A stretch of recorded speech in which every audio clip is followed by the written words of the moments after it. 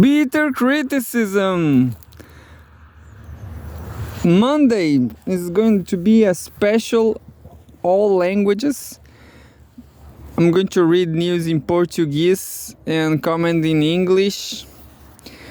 And we are going to see what's happening in the Anglosphere too, which means try not to die by scorpions. I guess it's fine. It's fine. I'm going to sit here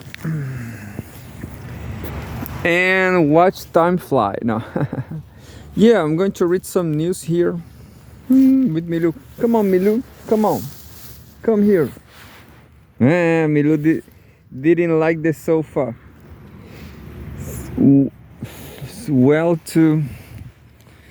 it's just to expire. The sofa is too deteriorated. Bitter criticism on sofa. This sofa, we're going to read some news. Some Brazil 24/7. Brazil 24/7. Yeah. And says, economia no governo Lula, rendimentos dos brasileiros cresce. I guess you have a misspelling there. Look, no governo Lula, rendimentos dos brasileiros cresce em todos os estados. Well, now it's cool because it's a plural issue here. Saying that rendimento is like performance, understand? Money. They're talking about money in Brazil. They say that, well, this is a left-winger newspaper, I assume that, and this left-wing government newspaper, they're talking about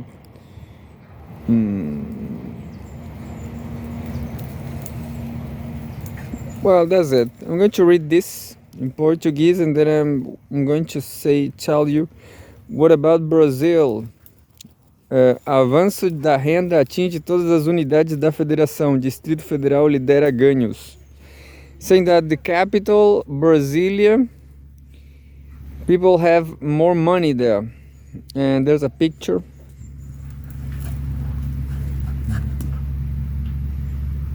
You know, such a great place for Balu. Such a great place for Balu. This is actually closer to home. And we like it. So, there's a picture. The picture shows in Lula's government, Brazilians' money increase in all the states. Brazil is United States of Brazil too. 24/7. O rendimento médio domiciliar per capita dos brasileiros avançou em todos os 26 estados. They are talking about rendimento médio domiciliar per capita. Like, yeah, this is interesting because nowadays, with informality and stuff, it's better not to talk about salaries because not everybody has salaries. In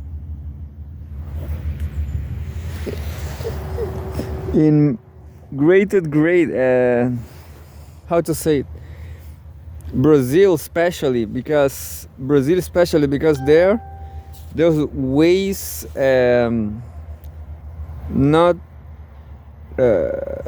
contracts, understand? People don't have.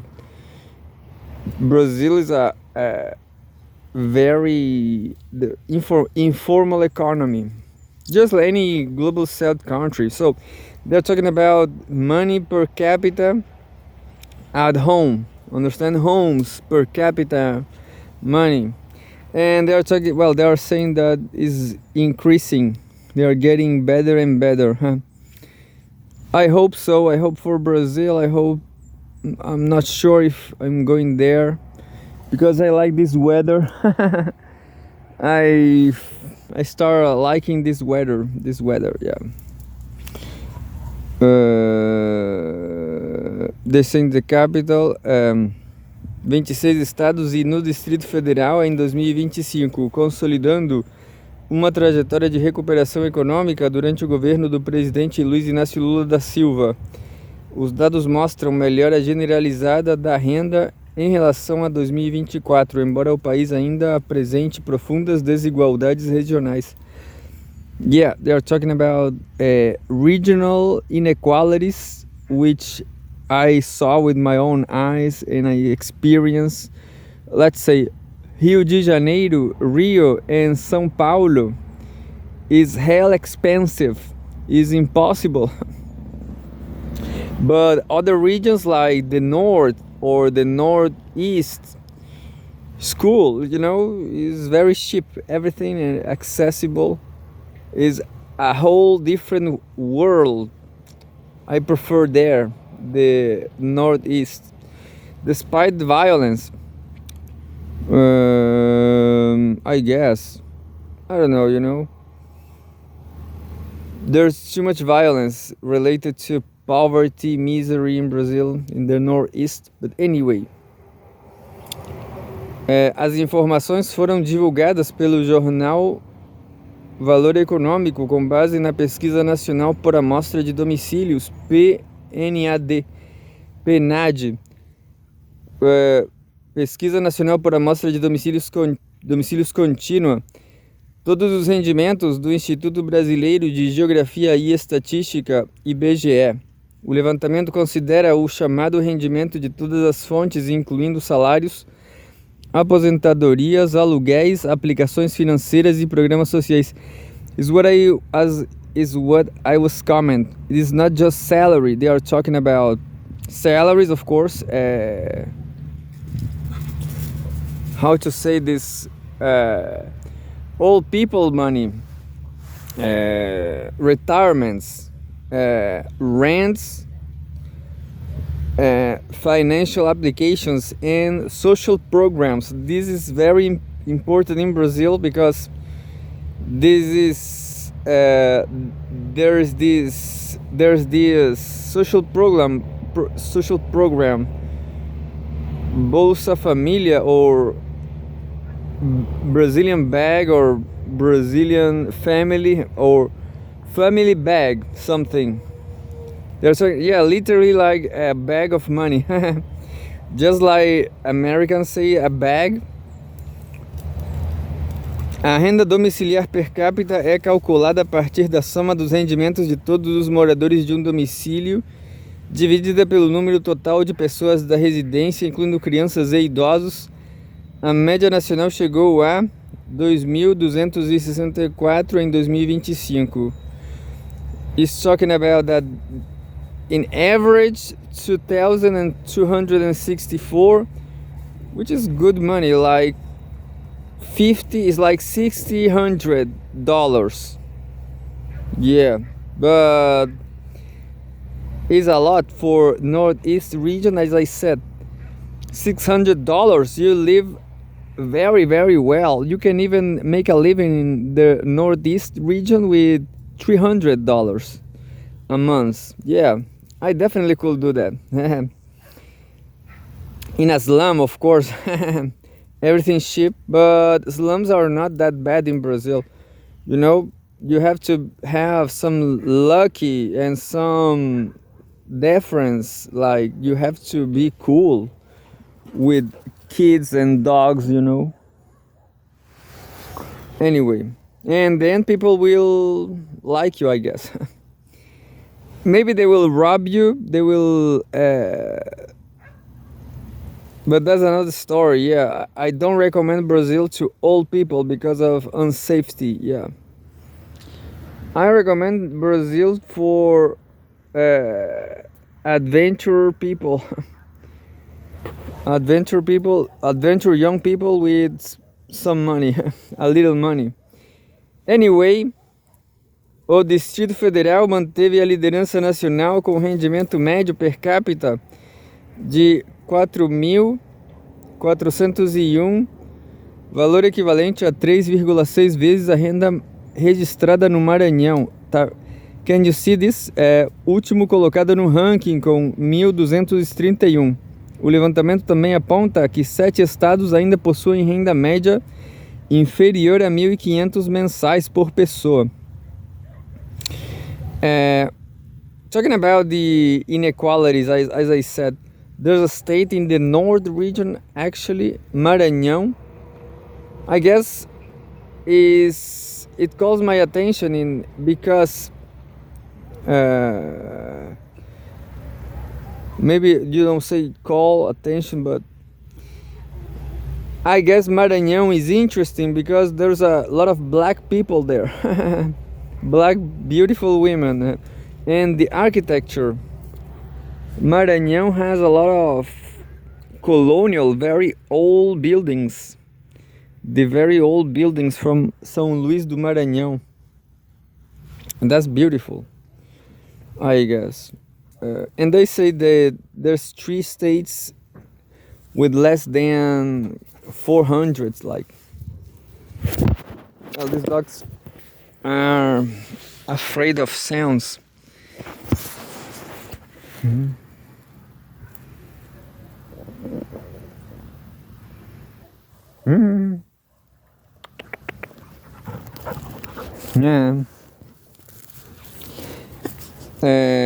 O Distrito Federal, não. Desigualdade regional ainda desafia o país. Talking about inequalities in Brazil. Os dados revelam que 17 das 27 unidades da federação seguem abaixo da média nacional de renda. Well, it's just a mathematics facts. And then there's a Luli over there. Mathematics facts. They're talking about some states are under the average. Well, that's normal for maths. As regiões Nordeste e Norte continuam apresentando os menores rendimentos médios do país, com 1.470 e 1.558, respectivamente.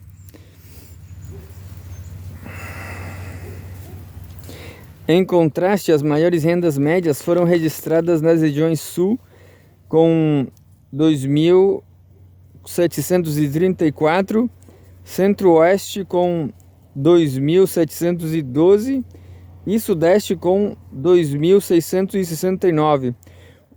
Talking about which regions in Brazil they have more money in a monthly basis. Yeah, this surprised me because I thought it was the southeast, Rio, São Paulo. But they are talking about the south region. They make more money. And this region, this, how to say it, Centro-Oeste is the center west, Midwest, the Brazilian Midwest region. They produce soybean, a lot of soybean, that's it.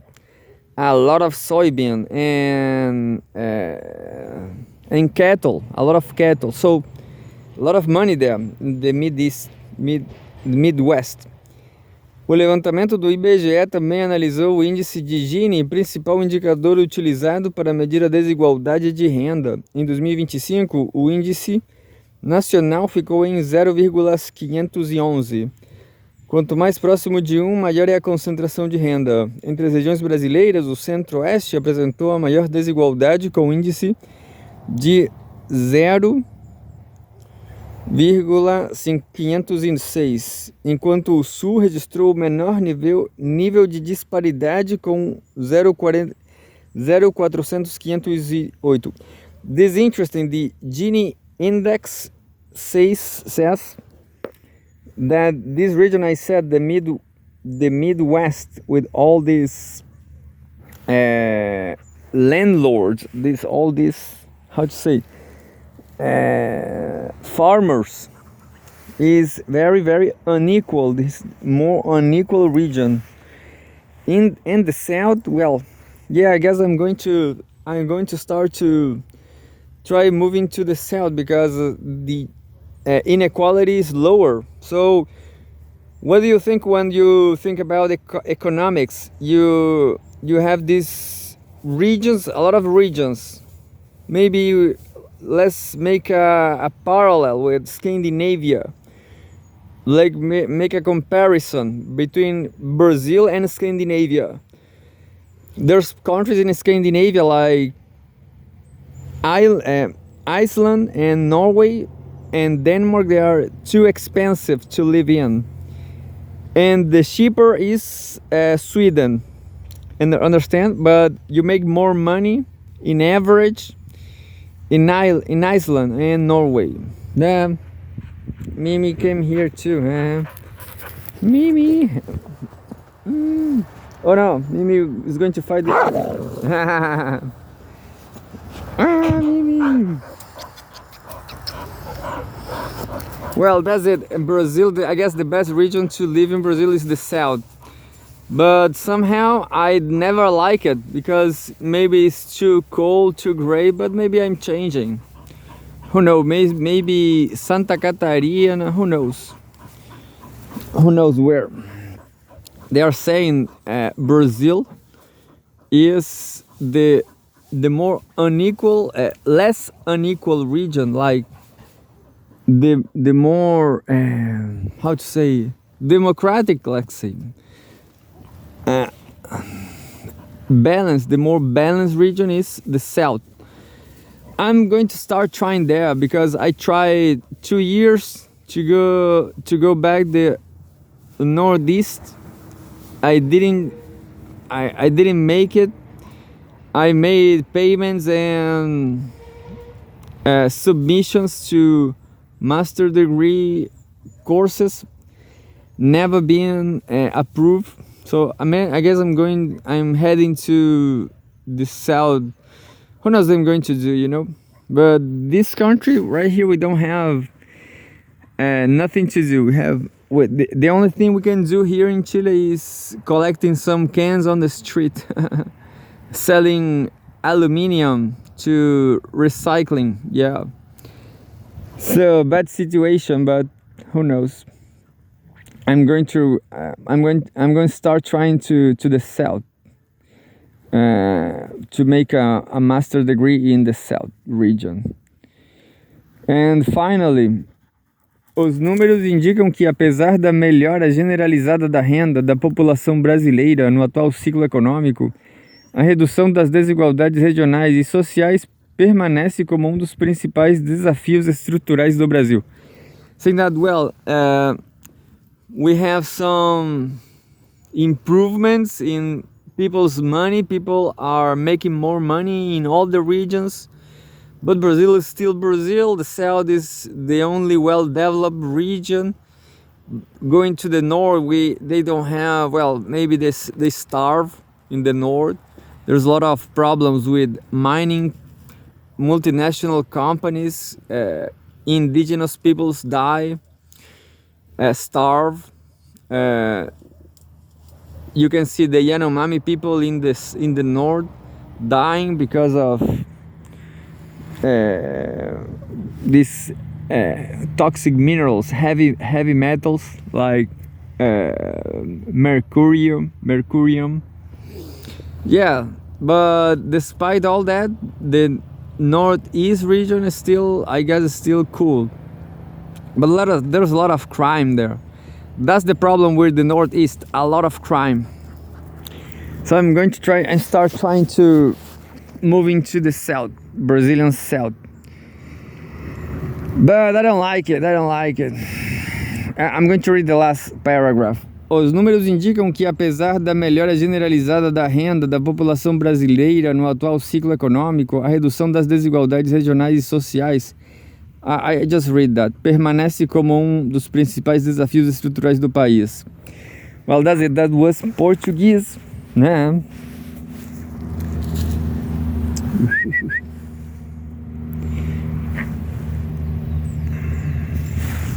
Man. I don't know what I'm going to read now. Maybe I should read. Well, I didn't read nothing at all. I like so much CGTN, so let's read CGTN. CGTN right till the end, a role model. Yeah, this I definitely want to go to live right away to Hainan, China. That's my goal in life. So I have 39 years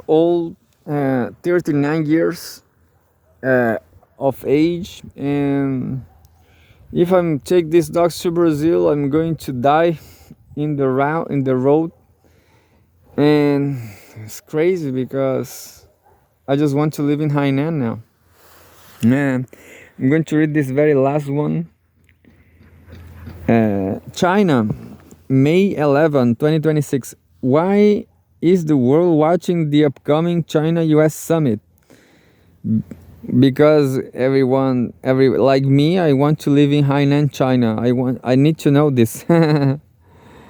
Because if the US and China start killing each other, that's it.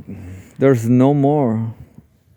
In that case, maybe I'm going to stay here.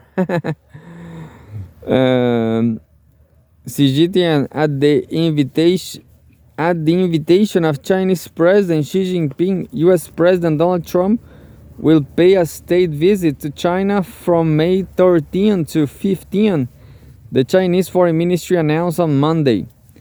At a time of prolonged geopolitical tensions and fragile global recovery, the world is closely watching whether the two leaders can further stabilize China-US relations and inject much-needed certainty into the international landscape. Definitely. Well, the US, I will not blame 100% Donald Trump, because the US the problem is all about the US, no one can do differently. Let's see what the United States is going to do. That's what everybody is watching now. Is the US destroying everything? A nice picture, actually. Xi Jinping and Donald Trump.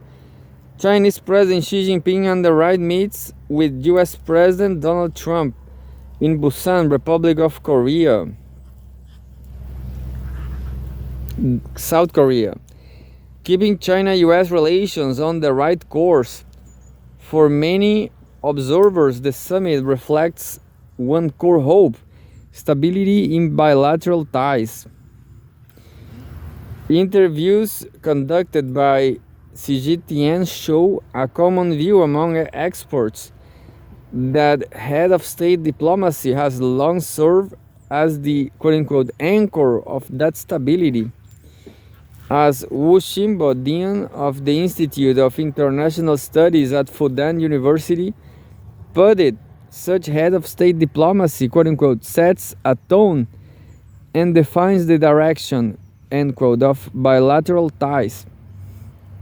Christopher Newport University's Associate Professor Sun Taiji similarly noted that direct leader-to-leader communication helps reduce uncertainty, prevent miscalculation, and signal that stability remains the overriding priority. Over the past year, the two leaders have maintained communication through phone calls and face-to-face meetings in Busan, the Republic of Korea, ROK, helping prevent major miscalculations and keeping the overall relationship stable.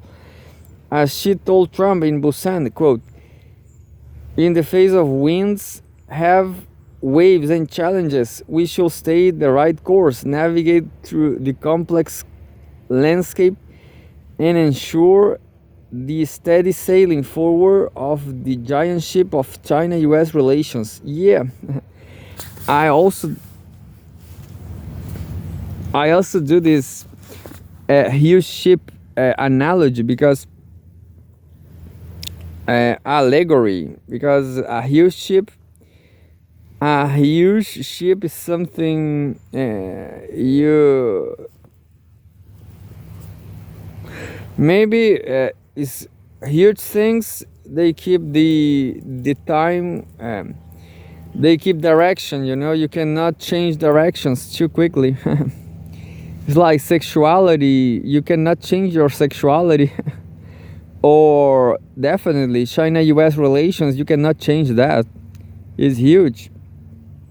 You cannot change quickly. Understand? There will be no war, world war. Everybody wants them to. I mean, all the rest of the world want China-US relations to keep cool. That's it. That metaphor of quote unquote steering the ship has been reflecting concrete progress. Since 2025, under the strategic consensus reached by the two heads of state, economic teams from both sides have held multiple rounds of talks, while large-scale tariff escalation has been paused. A new round of consultations is set to take place in the ROK from May 12 to 13, just ahead of the Beijing summit. People-to-people exchanges have also regained momentum. In April, Beijing hosted events marking the 55th anniversary of China-US quote-unquote ping-pong diplomacy.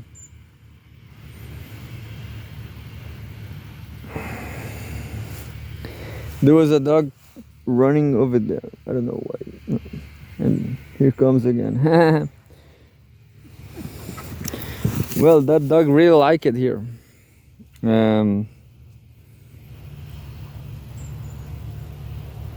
Since 2025, under the strategic consensus reached by the two heads of state, economic teams from both sides have held multiple rounds of talks, while large-scale tariff escalation has been paused.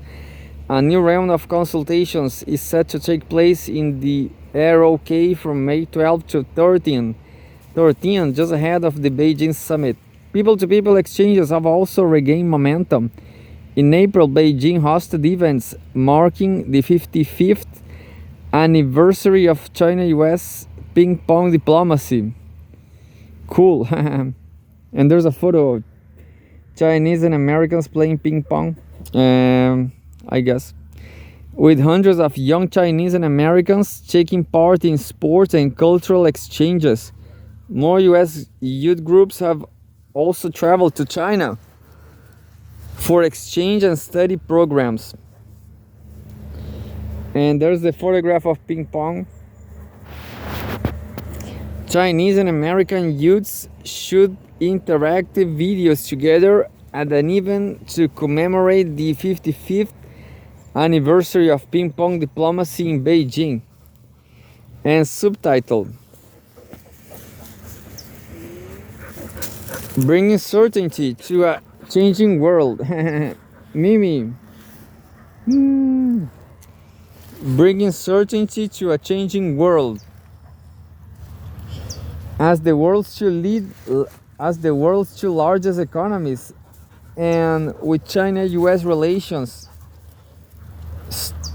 standing as one of the most important bilateral ties globally, outcomes of head of state diplomacy between the two countries not only help stabilize bilateral relations but also have a broader impact on global development and governance, as Peterson Institute Senior Fellow Chad Bown noted, quote, I guess I'm going to stop here because the cell phone is recording on a memory card, and memory card cuts the video at 33 or something. And that's it. I'm going to start doing this, trying to retake the momentum, the rhythm. Just going back to read, I guess. But the world is in peace now.